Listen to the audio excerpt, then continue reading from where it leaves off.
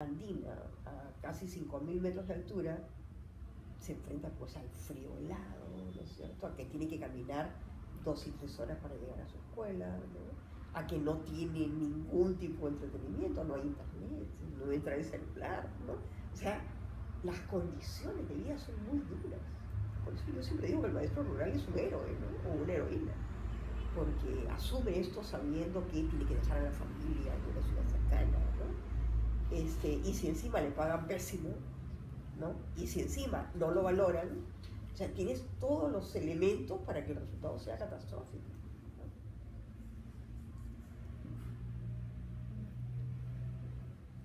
Dentro de su experiencia en el campo de educación, ¿cuál ha sido el contexto que más le ha impresionado de manera negativa, en el que usted ha querido levantar la voz y decir esto no puede seguir así? A ver, son muchos, la verdad, porque los años hacen que haya estado en muchos sitios distintos, ¿no? Desde el Ministerio de Educación, yo fui directora de Educación Rural tiempo, hasta en ONGs trabajando en el tema de la educación rural o de la formación docente, pedagógicos, en la Católica, donde estudié y trabajé, ¿no? Yo creo que cada sitio tiene sus grandes demandas. Por ejemplo, ahorita acabo de terminar una intervención en el río Amazonas, ¿no es cierto?, en la frontera con Colombia y Brasil. Y ahí tu grito es, los niños se están muriendo. O sea, ¿de qué educación hablamos si el 70% de nuestros niños tienen anemia, ¿no? O tienen desnutrición en alguno de sus niveles? O no tienen agua segura, por lo tanto tú puedes hacer lo que quieras para solucionar el problema, pero mientras no tengan agua potable van a volver a tener bichos, van a volver a tener diarreas y van a volver a tener anemia o desnutrición, ¿no? Y te provoca gritar más cuando ves que el MIDI se les manda en el programa Caliwarma a las comunidades indígenas amazónicas, les manda leche en polvo. A la primera la diarrea de la comunidad fue absoluta, porque en su vida habían tomado leche. Comprenderás que después de eso nadie quiere la leche, pero la leche le sigue llegando. ¿Para qué sirve? Para marcar las canchas para jugar fútbol o vóley. Dime si no te provoca gritar. O sea, tus niños están muriendo y Caliwarma les manda leche en polvo, o mermelada, o frijoles en lata, ¿no? Entonces, comunidades indígenas amazónicas, hablantes de lenguas originarias, que de repente llegas a la comunidad y encuentras una lata, un cerro de latas, ¿no? O de botellas de plástico, porque nadie saca la basura, porque sacarla es muy cara. Entonces, es una tras otra, ¿no? O sea, el problema de la educación no es un problema aislado.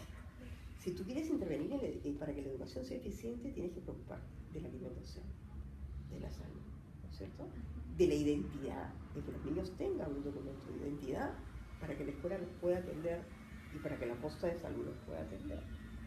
Tienes que preocuparte de la agricultura, porque si no, ¿qué comen? Tienes que preocuparte de que la minería no te contamine el río, porque hasta ahora lo que comen es el pescado del río. Tienes que preocuparte que no te deforesten, ¿no es cierto?, que no se tiren la madera, porque son comunidades que viven en ese medio ambiente, y sin la madera el sol los calcina, sin los árboles, el sol los calcina. ¿Te das cuenta? O sea, es un ecosistema que hay que proteger y salvar, ¿no? No es como en Lima, que tu escuela queda, ¿no? Te tomas tu libro y allá no, allá todo está absolutamente interconectado. Entonces, intervenir en educación es intervenir en una propuesta integral de desarrollo, ¿no? Entonces tienes que lograr que cada pieza comience a funcionar, incluso para que los niños tengan posibilidad de aprender. El niño desnutrido, ¿no es cierto?, un niño anémico no va a aprender nada, no tiene las condiciones de salud que les permitan atender una clase, estar atento ni 20 minutos, ¿no? Entonces, hay mucho. Ahí tienes un paquete de cosas por las que gritar, ¿no es cierto? Otra vez me provoca gritar por los maestros. Yo siempre digo, hay maestros que a mí me provocaría, no sé, jalarlos, pero no sé a dónde, pero porque dices, ¿cómo es posible? Por ejemplo, ¿no? He llegado a comunidades indígenas y encuentro, así como hay maestros espectaculares que realmente son un ejemplo, encuentro maestros borrachos, ¿no? en la hora de clase. ¿Ves dejadez y falta de interés a las zonas en las que ya no hay tanta Y presencia abuso del de Estado? poder, y abuso de poder y irresponsabilidad. Entonces llego a una comunidad y no está el maestro. ¿Dónde está? En el campo. A ver, pues vamos al campo a buscarlo. Tú vas al campo y ahí lo encuentras trabajando en su chamba. Oiga, ¿y su escuela? Ah, no, pues es que tengo que cosechar. Oiga, pero el Estado le paga a usted para que esté en la escuela, no en su campo. Ah, no, pero yo tengo que estar acá, ¿no? Ya otro día voy, ¿no? Entonces, ahí también te provoca gritar, es decir, ¿qué hacemos con estos maestros que no van, que llegan el miércoles, que se van el viernes, o que siendo de la comunidad no están en la escuela, ¿no? Ahí tienes otro paquete de cosas que producen indignación, ¿no? Otra cosa que te produce indignación y que no es culpa de los maestros es la formación. O sea, no es posible tener un maestro que no sepa cómo se desarrolla una sesión de clase. No es posible, es decir, es como si un médico no supiera cómo manejar el bisturí. Igualito, ¿no? Es un cirujano que no haya aprendido cómo manejar el bisturí. Maestros que no saben cómo desarrollar una sesión de clase. Entonces también te provoca gritar, ¿no? Dices, bueno, ¿qué pasó aquí? A mí me ha pasado incluso tener maestros. Yo he encontrado en estos años muchísimos chicotes en el aula. Nosotros el famoso San Martín, ¿no? La soguilla con nudos en la punta. Y en su vida habían sabido que habían derecho de los niños. Y que pegarle a un niño está prohibido y es un delito. Y además hay otra cosa, y es que la ley no es suficiente. Hay que cambiar no solamente las prácticas, sino las conciencias. Por ejemplo, fui a una clase y encuentro el chicote.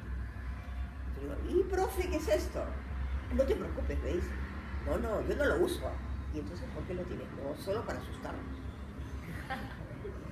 No, una tragedia, ¿no? Entonces, ¿cómo cambiamos la conciencia, la convicción de que la violencia hace daño, de que el maltrato hace daño, ¿no? De que cada niño tiene derecho, que tiene derecho a ser tratado con cariño, que tiene derecho a aprender.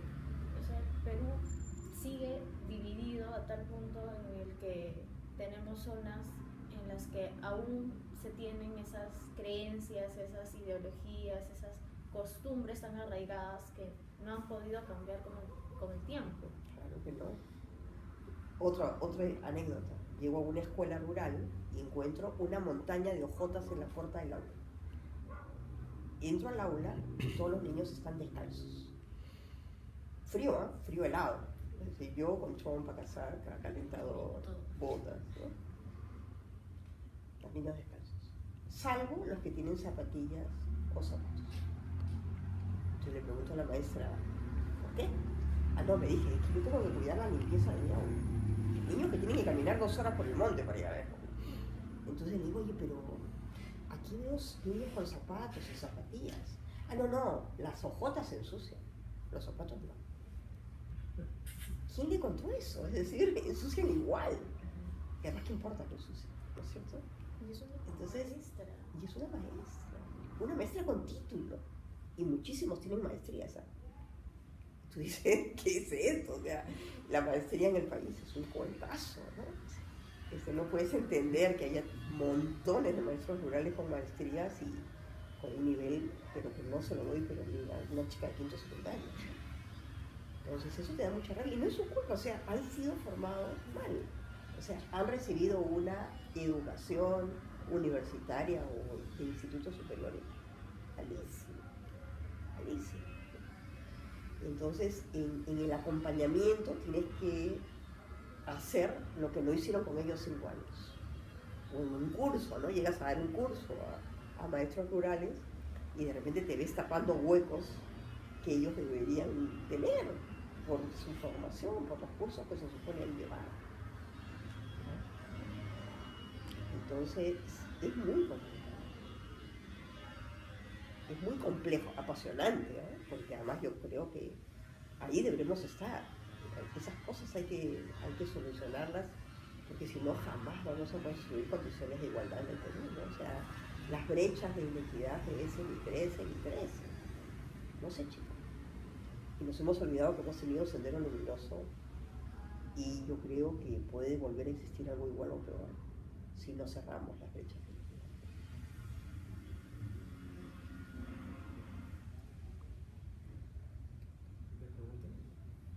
¿Qué más? En estas capacitaciones a los maestros, ¿hay continuidad? O sea, este año se le hace la presentación de los materiales, cómo tienen que usarlos, y el siguiente año se actualiza, o es solo voy, te hago la capacitación y por tu cuenta al siguiente Bueno, año? ahora se está invirtiendo mucho en formación de directores e información docentes. Yo creo que habría que profundizar un poquito qué está pasando ahí. Yo creo que la gran carencia de información docente es que se trabaja con conocimientos, pero no con sentimientos y emociones, ¿no? Y yo creo que el gran desafío con los maestros es trabajar con sus emociones. La educación o pasa por el corazón o no transforma nada, ¿no? Entonces tú tienes a gente que lo único que buscan es el conocimiento, entra por aquí, sale por aquí. Puestos en aula no aplican nada. Entonces al final tú dices, ¿para qué sirvió? ¿No? Y el fracaso se debe a que no es pues una formación integral, ¿no? Y más aún en comunidades que la relación maestro-comunidad debería ser más fuerte. Son lugares en los que, como usted dijo, admiran mucho a un maestro, es quien tiene el conocimiento, quien les va a abrir las puertas a mucho más, a salir. Y además no solo eso, sino niños con una ansia de aprender que te emociona. O sea, tú ves a esos niños y de una capacidad. O sea, es impresionante, yo creo que justamente por su falta de oportunidades, como son niños, por ejemplo, ¿no? que basta que están encantados de hacer una tarea, súper concentrados, piden tareas, ¿no? Y te parte el alma, ¿no? Porque dices, pero qué ansia de aprender de estas criaturas. Y qué pena que no tengan las oportunidades que deberían tener. Y aprenderlas, sí, pero son mosquísimas, ¿no? Cuando desarrollas ciertas capacidades, todavía encuentras, por ejemplo, en el mundo rural, niñas en profunda desventaja, ¿no? Y tú entras a un salón y son los varones los que hablan. Las mujeres, acabo de estar en un aula, las mujeres mudas. Entonces dices, ¿qué está pasando acá? O sea, encima seguimos ahondando la inequidad de género, ¿no? Chicas que bajan la cabeza, que no se atreven a contestar a la persona que les pregunta, que no expresan qué piensan, que se sientan al fondo, además tienen extra edad, entonces están en sexto grado pero ya tienen 16 años. Entonces, ahí hay una demanda enorme en el tema de trabajar equidad de género, por ejemplo, ¿no? Y tú lo comparas con otra escuela donde, por ejemplo, entré con niños de 9 años y les digo, a ver chicos, a mí yo he venido a visitarlos porque me han contado que ustedes saben sus derechos. Y me dicen, sí, a ver qué derechos tienen. Y me dan todo, las niñas y los niños, se quitan la palabra para hablar. Y cuando llegan al derecho a la educación, yo les digo, educación las mujeres no, las mujeres en su casa, a cuidar al ganado, a cuidar a sus hermanos. Y una niñita con su sombrero precioso, sus faldas, se para así y me dice, ¿y por qué? Entonces yo le digo, porque así hemos nacido, pues. Las mujeres hemos nacido para la casa y los hombres para venir a la escuela. Entonces me mira y con su dedito me dice así, tu maestra te ha enseñado mal. Porque nosotros hemos aprendido que las niñas y los niños somos iguales, tenemos los mismos derechos y debemos cuidar. Compara una aula con la otra, en la misma zona. ¿Dónde está la diferencia? Las ganas de estudiar, las ganas de querer enseñar también. Y el maestro. Por supuesto, es el maestro el que hace la diferencia, ¿no? Un maestro que fue capaz de trabajar con sus chicos. Incluso, ¿qué es la equidad? ¿Por qué la equidad es importante? Incluso ha cambiado el aula y el aula no da la espalda, ya hay grupos, trabajan en uso, un poquito se casa, ¿no? Versus un maestro con un aula vertical, se da la espalda, autoritario, se para adelante, dicta, ¿no? Las niñas no. Entonces el maestro es clave.